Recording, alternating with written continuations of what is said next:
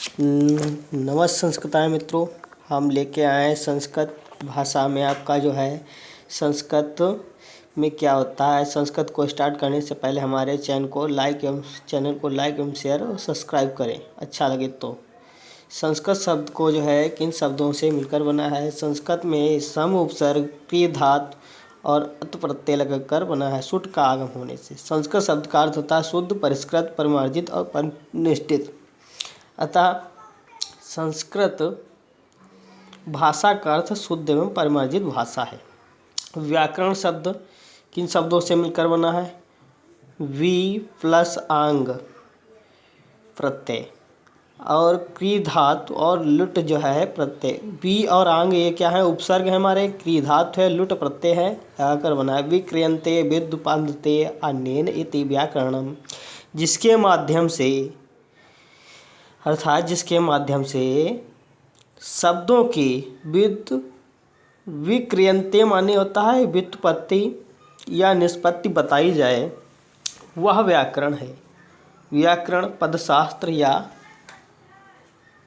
शब्दशास्त्र है।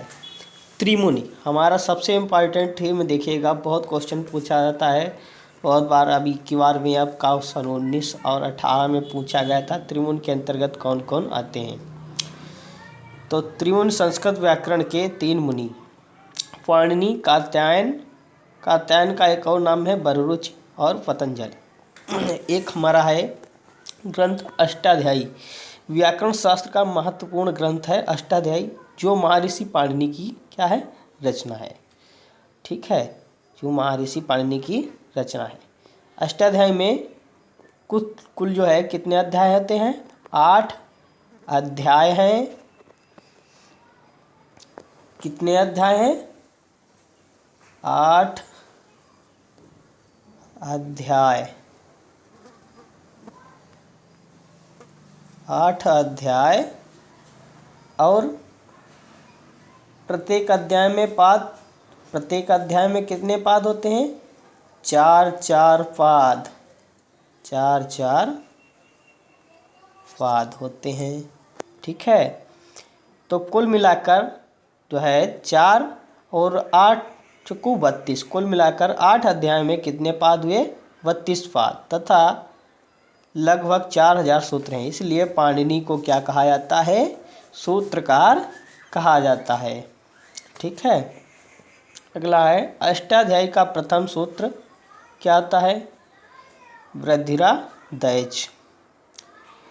इसका है अष्टाध्यायी का प्रथम सूत्र वृद्धिरादैच होता है तथा अंतिम सूत्र क्या होगा, अंतिम सूत्र अंतिम सूत्र होगा महर्षि। अगला है अगला हमारा क्या होगा, महर्षि कात्यायन या बररुच ने अष्टाध्यायी के सूत्रों पर क्या लिखा है, वार्तिक लिखा है। हाँ, तो क्या लिखा है, वार्तिक। क्या लिखा है, वार्तिक। कात्यायन या बररुच ने, कात्यायन का ही नाम बररुच है, इन्होंने अष्टाध्यायी के सूत्रों पर क्या लिखा है, वार्तिक लिखा है। तो वार्तिक लिखने के कारण इन्हें क्या कहा जाता है, वार्तिककार कहते हैं। ठीक है, अगला है महर्षि पतंजलि। महर्षि पतंजलि ने जो है अष्टाध्यायी के 4000 सूत्रों पर क्या लिखा है, विस्तृत भाष्य लिखा है, जिसे महाभाष्य कहते हैं। इसलिए व्याकरण शास्त्र के अनुसार पतंजलि को क्या कहा जाता है, भाष्यकार कहा जाता है। हाँ, ठीक है, महाभाष्य में कुल अनेक होते हैं 84। ठीक है, अगला है भट्टोदीक्षित ने सूत्रों पर वृत्ति लिखी। सूत्रों पर क्या लिखी है, भट्टोदीक्षित ने वृत्ति लिखी है, इसलिए इन्हें क्या कहा जाता है, वृत्तिकार। भट्टोदीक्षित को क्या कहा जाता है, वृत्तिकार। ठीक है, वार्तिककार कहा जाता है तो कात्यायन को ध्यान रखना, बहुत इंपॉर्टेंट क्वेश्चन। अगला है वर्ण विचार, वर्ण अथवा अक्षर। हम मुख से जिन ध्वनियों का उच्चारण करते हैं उन्हें वर्ण अथवा अक्षर कहते हैं। जैसे वैसे तो नाक्षरत इति अक्षरा ऐसा अक्षर शब्द का व्युत्पलव्य अर्थ है जिनका न क्षरण हो न विनाश हो, वे क्या कहलाते हैं? अक्षर। जैसे छुटा, छुटी, छुटौ, क, ख, ग, घ आदि। परंतु सामान्यतः वर्ण या अक्षर समानार्थी समझे जाते हैं। वर्ण दो प्रकार के होते हैं। वर्ण कितने प्रकार के होते हैं? दो प्रकार के। कौन से? स्वर और व्यंजन। तो स्वर को एक और क्या कहा जाता है? अच। स्वरों को अच भी कहा जाता है। स्वर स्वयं राजन्ते इति स्वरः, स्वयं राजन्ते अर्थात स्वयं के द्वारा राजित ही हों उन्हें स्वर कहा जाता है। जैसे स्वर वे ध्वनियाँ हैं इनके उच्चारण के लिए किसी अन्य वर्ण की आवश्यकता नहीं होती है। जैसे छोटा आ के उच्चारण में किसी अन्य व्यंजन या स्वर वर्णों की सहायता नहीं लेनी पड़ती, इसलिए आस्वर है। इस प्रकार छोटा आ, छोटी ई, छोटा ओ, री, रे, ए, ओ, आए, आओ, ये सभी स्वर हैं। स्वरों की संख्या संस्कृत व्याकरण शास्त्र में स्वरों की संख्या 9 मानी गई है। ये सभी स्वर अच प्रत्याहार के अंतर्गत परिगणित हैं, इसलिए स्वरों को अच भी कहा जाता है। मूल स्वर संख्या 5 होती है। कौन कौन से होते हैं? छुट्टा, छुट्टी, छुटौ, री और री। ये 5 मूल स्वर कहे जाते हैं। संयुक्त स्वर ए, ओ, आए, औ, ये 4 संयुक्त या मिश्रित स्वर भी कहे जाते हैं। इनको किस प्रकार से मिलकर बनाया जाता है? जैसे छुट्टा आ प्लस छुट्टी ई बराबर क्या हो गया? ए हो गया। ठीक है। अगला छुट्टा प्लस छुट्टा ऊ क्या हो गया? ओ हो गया। अगला अ प्लस ए को मिलाकर क्या होगा? आय होगा। ठीक है। अगला छुट्टा प्लस ओ को मिलाने से क्या बनता है? औ बनता है। ये हमारे 4 संयुक्त स्वर हैं। कौन कौन से हैं? ए, ओ, आए, औ, ये हमारे 4 संयुक्त स्वर हैं। ठीक है। स्वरों के भेद। स्वरों के मुख्यतः 3 भेद होते हैं। कौन से? ह्रस्व स्वर, दीर्घ स्वर और प्लुत स्वर। हर स्वर का होता है जिन स्वरों के उच्चारण में एक मात्रा का समय लगे उन्हें ह्रस्व स्वर कहते हैं। जैसे छोटा आ, छोटी ई, छोटा ओ, री और री। और ला, ये एक चीज़ ध्यान रखना, ये जो है रिली, ये क्या है? ह्रस्व स्वर है। ठीक है।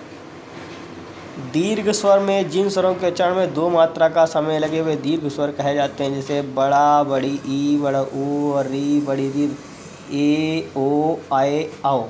ठीक है। प्लुत स्वर जिन स्वरों के उच्चारण में 2 मात्रा से अधिक समय लगे अर्थात 3 मात्रा के समय उन्हें प्लुत स्वर कहा जाता है। जैसे प्लुत स्वर की पहचान क्या होता है? 3 मात्रा का चिन्ह जैसे इस टाइप में लगा होता है चिन्ह। जैसे लिखते हैं ओम। ठीक है। ये प्लुप्त स्वर के अंतर्गत आता है। सॉरी। वर्णों का उच्चारण काल। एक मात्रो भवेत् ह्रस्वो, द्विमात्रो दीर्घ उच्यते, त्रिमात्रोऽस्तु प्लुप्तो, गेयो व्यञ्जनं च अर्धमात्रिकम्। एकमात्रो भवेत् ह्रस्वो, द्विमात्रो दीर्घ उच्यते, त्रिमात्रस्तु प्लुप्तो, गेयो व्यञ्जनं च अर्धमात्रिकम्। क्या बताया है? ह्रस्व स्वर एक मात्रो भवेत् ह्रस्वो, ह्रस्व स्वर की एक मात्रा, द्विमात्रो दीर्घ उच्यते, दीर्घ स्वर की 2 मात्राएं, एवं त्रिमात्र अस्तु एवं जो है प्लुप्त स्वरों की 3 मात्रा समझना चाहिए। व्यंजन वर्णों को आधी मात्रा जाननी चाहिए। व्यंजन वर्णों की संख्या जो है आधी मात्रा बताई गई है। एक मात्रिक स्वर में ह्रस्व स्वर आते हैं, द्विमात्रिक में दीर्घ स्वर आते हैं, ध्यान रखना। प्लुप्त स्वर में 3 मात्राएं की तरह लगती है। अर्धमात्रिक जैसे हमारे सभी व्यंजन वर्ण में जो हलंत वर्ण हो उनके नीचे, जैसे क है, का के नीचे हलंत, खा के नीचे हलंत, जो हलंत वर्ण होंगे वो व्यंजन वर्ण बोले जाते हैं। अर्धमात्रिक वर्ण भी होते हैं। मात्रा काल किसे कहा जाता है? पलक झपकने के समय को एक मात्रा काल कहते हैं। अगला है व्यंजन हल वर्ण। व्यंजन सूत्र क्या है? अनवज्ञ भवति व्यंजनम। व्यंजन वे वर्ण हैं जो स्वतंत्र रूप से न बोले जा सकें, अर्थात जिनका उच्चारण स्वर की सहायता के बिना नहीं हो सकता है। ठीक है। व्यंजन वर्ण जो हैं वो स्वतंत्र रूप से नहीं बोले जा सकते, जिनका उच्चारण स्वर की सहायता के बिना नहीं हो सकता है। जैसे का है, का है, ठीक है। का है, का में क्या है? जब बोलते हैं तो क्या निकलता है? आ निकलता है। तो ये क्या है हमारा? बताओ। ये हमारा व्यंजन वर्ण है जो ऐसे हैं, इनको स्वरों की सहायता के बिना नहीं बोला जा सकता है। ठीक है। अगला है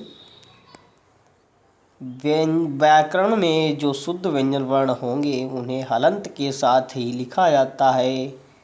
इसे क, च, ट, त, प ये सब हलंत वर्ग के अनुसार आते हैं, इसलिए इन्हें अर्धमात्रिक वर्ण कहा जाता है। व्यंजनम च अर्धमात्रिकम।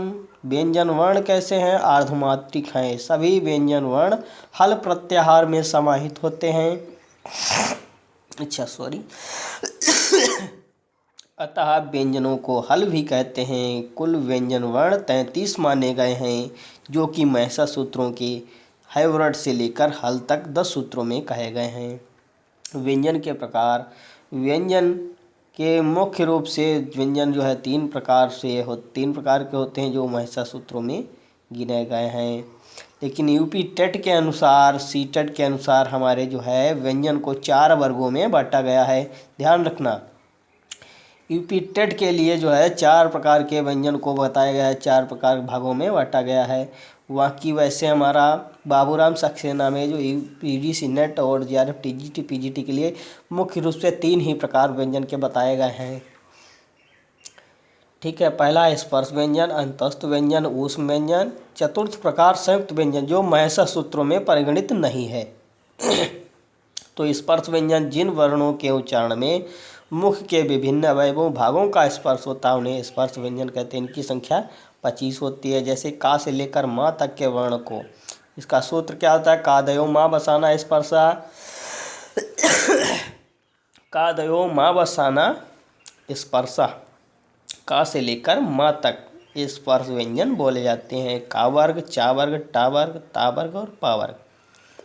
वर्ग, इनमें से 5-5 वर्णों के समूह बने हैं। इन समूहों का नाम है वर्ग। ये वर्ग उच्चारण स्थान के आधार पर बने हैं। जैसे कंठ वर्ण है, तालव्य वर्ण है, दंत वर्ण है, मूर्धन्य वर्ण है, ओष्ठ वर्ण है, ये सब वर्ण हमारे बोले जाते हैं। ठीक है। अगला इम्पॉर्टेंट चीज़ है उदित वर्ण क्या कहा जाता है? ये हमारा उदित वर्ण है। को, चो, टो, तु, पु, एते उदिता। इन्हीं 5 वर्गों का लघुनाम या दूसरा नाम को, चो, टो, तु, पु भी है। इनमें उ की इत संज्ञा होती है, अतः ये उदित कहलाते हैं। ठीक है। अगला है कुह सूत्र से कु का अर्थ का वर्ग और चू का अर्थ चा वर्ग होता है। इसी प्रकार से ये सब हमारा बनता है। व्यंजन वर्ण 33। ठीक है। स्पर्श व्यंजन में हमने पहले बता दिया। अंतस्थ में एणो अंतस्तः एक सूत्र होता है। सूत्र क्या है? एणो अंतस्तः। अंतस्थ वर्ण यण प्रत्याहार के अंतर्गत या व र ला वर्ण आते हैं। व्यंजनों को जो 4 वर्गों में हमने बताया था, बांटा गया था। उसमें से स्पर्श है, अंतस्थ है, ऊष्म, सल और संयुक्त व्यंजन। तो सल है, ऊष्म व्यंजन में सल प्रत्याहार के बनाते हैं, सलोष्माणः, स स ह। और संयुक्त व्यंजन में कौन से वर्ण आते हैं? छ, त्र, ज्ञ, आ, 3 वर्ण ही आते हैं। अगला है अंतस्थ व्यंजन। ये तो हमने सब बता दिया है, ठीक है। मिश्रित संयुक्त बता दिया सब, ठीक। मिश्रित में क्या आता है? का और सा को मिला के और आ को छा बनता है, ता, र और आ को में तिला, त्रा बनता है, ठीक है। मिश्र व्यंजन अयोग वाह में देखिए सबसे इम्पोर्टेंट होता है अयोग वाह। तो अयोग वाह क्या होता है? वर्ण मात्र का वर्णमाला में पढ़े हुए वर्णों के अतिरिक्त 4 वर्ण और भी हैं। कौन से हैं? अनुस्वार, विसर्ग, जिह्वा मूली, उपधमानी वर्ण, ठीक है। वर्णमाला तथा मैसा सूत्रों में न पढ़े जाने का कारण ये अयोग वाह कहलाते हैं। अनुस्वार तथा विसर्ग अंग आह स्तश्च परानुस्वार विसर्गो। आह और आह अंग सॉरी अंग आह ये अच के बाद आने पर क्रमशः अनुस्वार और विसर्ग कहलाते हैं, ठीक है। और आपको यही बता दिया जाए कि अनुस्वार, ठीक है, अनुस्वार के अंतर्गत कौन से वर्ण आता है? अंग आता है। और विसर्ग में क्या आता है?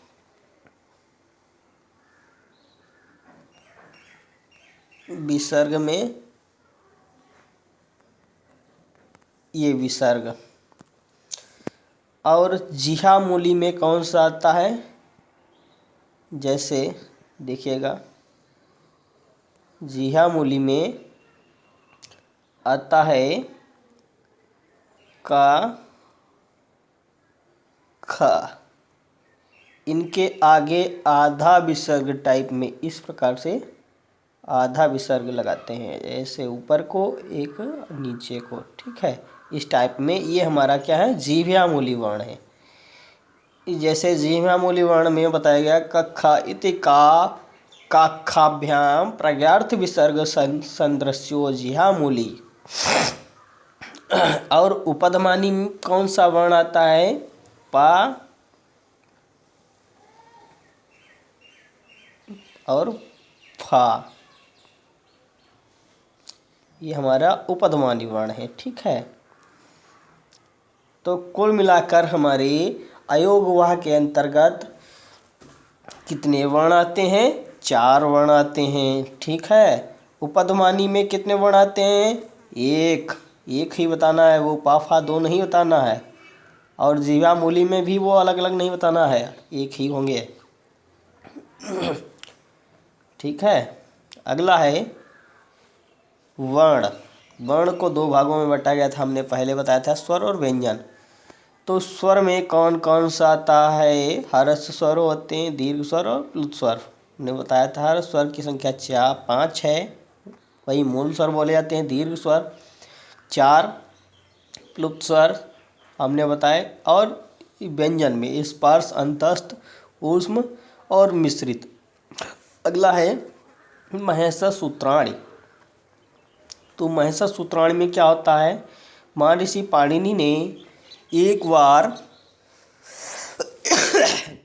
व्याकरण बनाने की इच्छा से घोर तप करके भगवान महेश्वर शिव को प्रसन्न करने के लिए एक यज्ञ का रचा जो है तपस्या की थी। तपस्या करने के उपरांत ही महर्षि पाणिनि ने भगवान शिव को प्रसन्न करने के लिए वन को तपस्या के लिए निकल पड़े। और तब जो है हमारे भगवान शिव उनकी तपस्या पर प्रसन्न होकर के नृत्य से साथ डमरू वादन किया। उसी से महर्षि पाणिनि को ये 14 सूत्र सुनाई पड़े। भगवान महेश्वर के डमरू से उत्पन्न होने के कारण इन्हें क्या कहा जाता है? महेश्वर सूत्र कहा जाता है। क्या होता है सूत्र? श्लोक देखिएगा, बहुत अच्छा है। नृत्यावसाने नटराज राजो ननाद ढक्कम नव पंचवारम उदार्थ कामासनकादि सिद्धान् एतदु विमर्शे शिवसूत्रजालम्। नृत्यावसाने नृत्य के अवसान में नटराज राजो भगवान शिव ननाद माने डमरू की आवाज़, ढक्का माने बजाकर, नव पंचबारम माने 9 और 5 बार बराकर, उदार्थ काम सनकाद सिद्धम और उद्धार की कामना के लिए सनक सिद्धांत, ये हमारे ऋषि हैं, इनकी सिद्धियों के लिए ये तद विमर्श से और इन्होंने 14 बार डमरू बजाया। इससे क्या निकले? शिवसूत्र जालम। इनसे शिवसूत्रों का ताना बाना निहित था। भगवान शिव ने जो है 9-5 अर्थात 9-5 14 बार डमरू बजा करके इन 14 महसा सूत्रों का ताना बाना निहित किया था। इसलिए इन्हें क्या कहा जाता है? शिवसूत्र जाल भी कहा जाता है, महसा सूत्र भी कहा जाता है, प्रत्याहार सूत्र भी कहा जाता है, शिवसूत्र और वर्ण समामनाय सूत्र भी कहा जाता है। इनके बहुत अच्छे नाम हैं, कई नाम हैं। तो 14 महसा सूत्र कौन कौन से हैं? आयुण ऋलक आयोंग आयोच हैवरट लण यमंगणनम झवय गणदस जब गणदस कप चटत चटतब कपय ससर हल। क्या है 14 महसा सूत्र? आयुण ऋलिक आयोंग आयोच हैवरट लण, 7वां क्या है? यमंगणनम, 8वां झवय, 9वां गणधस, 10वां क्या है? जब गणदस, 11वां क्या है? खप छटत चटतब, 12वां कपय, 13वां ससर और 14वां क्या है? हल। आयुण ऋलक आयोंग आयोच हैवरट लण यमंगणनम झबय गणदस जब गणदस खप चटत चटतब कपय ससर हल। ये 14 हमारे महसा सूत्र हैं, बहुत इंपॉर्टेंट। इन 14 महसा सूत्रों पर ही हमारा पूरा संस्कृत व्याकरण डिपेंड है। आपको ये 14 महसा सूत्र बहुत अच्छी तरीके से याद होना चाहिए और बहुत क्वेश्चन इससे भी आते हैं। ठीक है, इनका बहुत अच्छी तरीके से सबको आना चाहिए। एक है छुटा छुटी छुटाओ री और री ए ओ आई औ, इनको समझिएगा। छुटा छुटी छुटाओ री का जो है इसका ह्रस्व दीर्घ दोनों होते हैं और री का सदैव दीर्घ नहीं होता, ह्रस्व ही रहता है। ए ओ आई औ इसका ह्रस्व नहीं होता, सदैव दीर्घ ही रहता है। ठीक है, ये सब ध्यान रखना अच्छे से। अगला है महसा सूत्रों में इत संज्ञा करने वाला सूत्र क्या है? हलंतयम। इत संज्ञा वर्णों का लोप करने वाला, इत संज्ञा करने वाला सूत्र हलंतयम और इत संज्ञा वर्णों का लोप करने वाला सूत्र कौन सा है? तस्य लोपा। ठीक है, ये बहुत है। प्रत्याहार प्रत्यांग प्लस है धातु और घय प्रत्यय लगा करके प्रत्याहार शब्द का प्रयोग बना है। प्रत्याहार शब्द का अर्थ होता है संक्षेपीकरण। प्रतिहिन्नते संक्षेपते वर्णा यत्र सा प्रत्याहारा प्रक्षिप्ते और संक्षिप्ते। प्रत्याहार संक्षिप्त वर्ण का प्रत्याहार कहते हैं, जिनकी सहायता से कम शब्दों में अधिकतम बात की जा सके, उन्हें प्रत्याहार कहते हैं। ठीक है, समझ में आया? प्रत्याहार संज्ञा विधायकम सूत्रम आदिरंतेर संहिता। जो आदि वर्ण है उनके अंत में संज्ञक वर्णों को मिला करके जो संज्ञा का बोध कराया जाता है। प्रत्याहारों की संख्या कितनी होती है? 42। संस्कृत व्याकरण में कुल 42 प्रत्याहार हैं। कुछ विद्वान रा और यम प्रत्याहार भी मानते हैं, अतः इनके अनुसार प्रत्याहार 43 और अथवा 44 हो जाते हैं। लेकिन हमारे यूपी टेट और सिलेबस जो है बताया गया है, यूपी टेट में 42 प्रत्याहारों का ही बखान किया जाता है। अगला है आपके महसा सूत्रों के इत वर्णों संज्ञक वर्णों से मिलकर बने 42 प्रत्याहार। इन प्रत्याहारों को देख लेना किताब में। आयोण में जो है अणा से एक प्रत्याहार बना है, ऋलिंग से 3 प्रत्याहार, अयोंग से 1 प्रत्याहार, अयोच से 4, हयवरट से 1, लण से 3, यमंगणनम से 3, झवय से 1, गणधस से 2, जवगणधस से 6, खब चटत चटतब से 1, कपय से 5, सससर से 5, हल से 6 प्रत्याहारों का निर्माण हुआ। कुल मिला के 42 प्रत्याहार हुए हैं। ठीक है। अब प्रत्याहारों में संस्कृत व्याकरण के प्रत्याहार वर्णों में कुल वर्णों की संख्या। अण प्रत्याहार में 3 वर्ण आते हैं, आ ई उ। ये आपको सब अच्छे से देख लेना है। हमने वीडियो में डाल दिया है, इसको अच्छे से पढ़ लेना है सभी को। इक, जान, इक, इच, इण, उक, एंग, एच, एच, हस, हल, यण, यम, य, यर, वस, वल।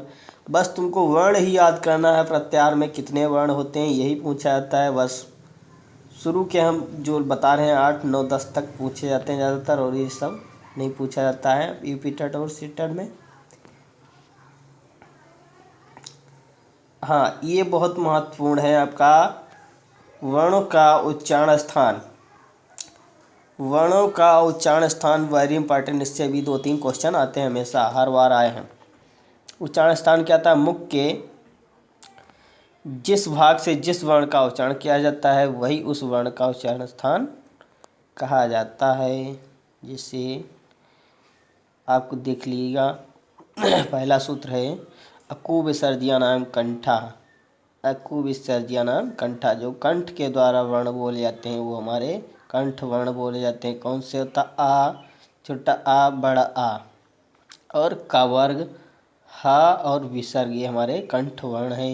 ये चुस्यानाम तालु, ई, छोटी ई और बड़ी ई। और चा वर्ग, और इचोस्या सा।